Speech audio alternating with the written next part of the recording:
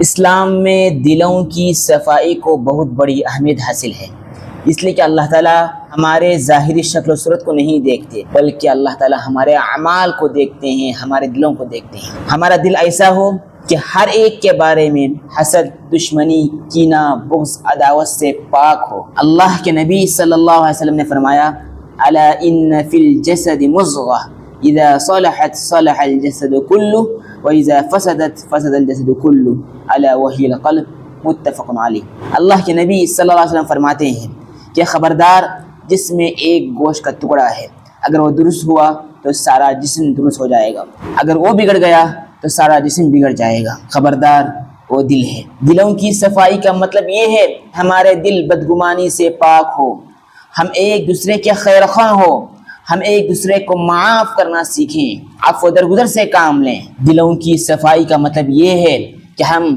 کسی کی غلطیوں کو اچھالنے کے بجائے، دوسرے لوگوں کے سامنے ظاہر کرنے کے بجائے اس پر پردہ پوشی کریں۔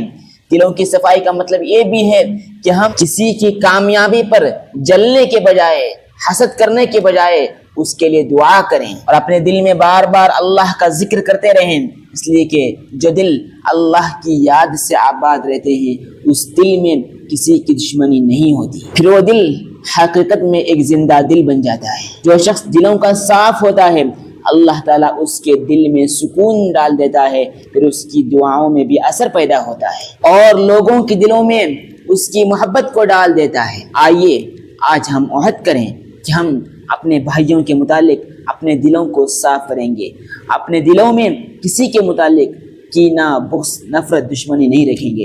اسی لیے اللہ نے ہمیں دعا سکھائی ہے، یہ قرآن کی مبارک آیت ہے، اس آیت کو بار بار پڑھتے رہیں، اس لیے کہ ایک دعا بھی ہے اور قرآن کی آیت بھی ہے، اس کا اجر الگ ملے گا، اور انشاءاللہ آپ کی دعاؤں میں بھی اثر پیدا ہوگا۔ کیا دعا ہے؟ ربنا لا تجعل فی قلوبنا غلا للذین آمنوا ربنا انک رؤوف رحیم۔ یہ ہمارے رب ہمارے دلوں میں ایمان والوں کے لیے کوئی کینہ نہ رکھے۔ ہمارے رب بے شک تو بہت شفقت فرمانے والا اور نہایت رحم کرنے والا ہے۔